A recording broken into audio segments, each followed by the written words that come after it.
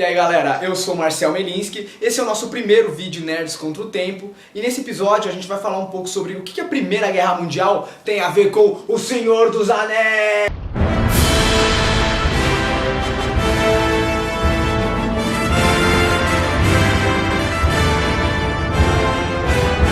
Antes da gente começar a falar o que a Primeira Guerra Mundial tem a ver com o Senhor dos Anéis, a gente tem que entender um pouco o que foi esse conflito. No final do século XIX, várias alianças e desavenças começaram a se formar na Europa. A Sérvia, por exemplo, é um país que tinha aliança com a Rússia, mas não curtia nada o Império Austro-Húngaro. O Império Austro-Húngaro conseguiu tomar alguns territórios da Sérvia, e isso causou um sentimento de vingança na Sérvia. Alguns indivíduos da população desse país acabaram formando um grupo terrorista chamado Mão Negra, que não tem nada a ver com o do Jack Chan.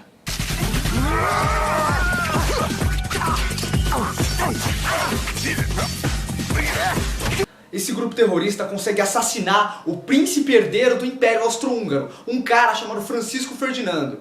Pra quem curte rock and roll, é só lembrar da banda Franz Ferdinand, que se baseou nesse cara pra escolher o nome da própria banda.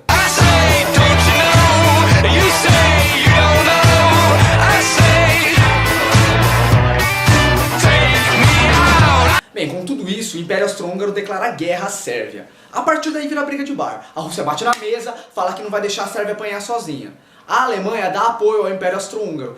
No dia 28 de julho de 1914 começa oficialmente a Primeira Guerra Mundial. E mesmo a Europa inteira tendo envolvida no conflito, ela se divide basicamente em dois grandes blocos. A Tríplice Aliança, que é a Alemanha, o Império Austro-Húngaro e a Itália, e a Tríplice Entente, que é a França, o Reino Unido e a Rússia. A França e a Inglaterra entram no jogo porque estão com o olho gordo em cima das siderúrgicas da Alemanha. E é mais ou menos esse cenário que a gente aprende sobre o que é a Primeira Guerra Mundial na escola. Mas, meu Deus, o que diabos isso tem a ver com o Senhor dos Anéis? Muita gente não sabe que o escritor do Senhor dos Anéis, o John Ronald Reuel Tolkien, ou como todo mundo conhece, J.R.R. Tolkien, lutou durante a Primeira Guerra Mundial do lado do Reino Unido.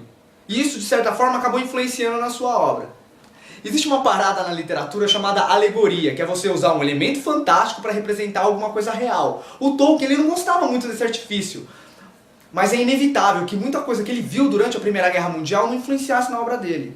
Por exemplo, os elfos. Os elfos são basicamente o jeito que os ingleses enxergam os franceses, que tem esse jeito pomposo e sofisticado. Homens? Os homens são fracos. Os homens de Gondor e Rohan são como os ingleses enxergam a si mesmo.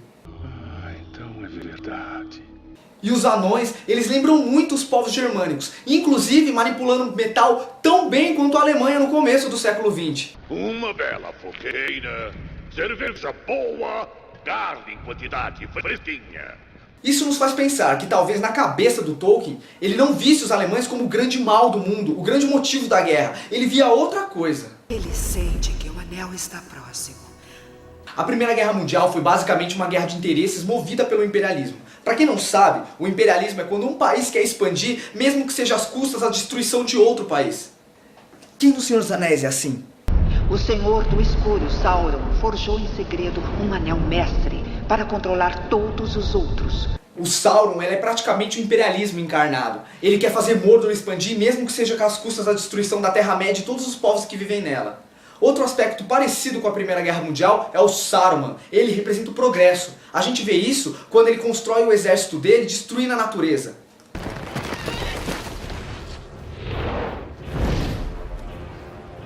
O mundo antigo queimará nas chamas vorazes.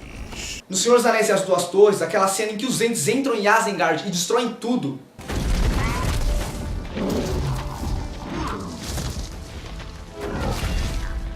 É basicamente uma vingança da natureza contra o progresso. Um lance que tem no livro que eles acabaram cortando no filme, que remete muito a esse estilo empreendedor do Saruman, é o Expurgo do Condado. É basicamente esse capítulo inteiro aqui. Já um anel ele pode ser considerado a ganância. Não importa o povo que o possua, ele sempre será corrompido e sempre vai se comportar como um país imperialista. Bem, então vamos dar um panorama definitivo sobre o que foi o fim da Primeira Guerra Mundial. Antes da Primeira Guerra Mundial acabar, acontece uma revolução dentro da Rússia e obriga ela a se render à Alemanha e sair fora da Primeira Guerra Mundial. No lugar da Rússia, entra os Estados Unidos da América, junto com o Reino Unido e com a França.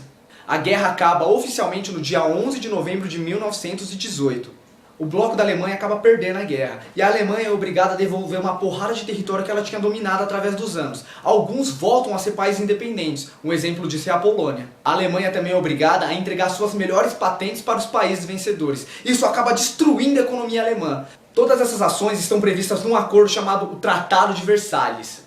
Esse tratado acaba desencadeando um sentimento de descontentamento e vingança no povo alemão, e isso vai acabar desencadeando um conflito ainda maior.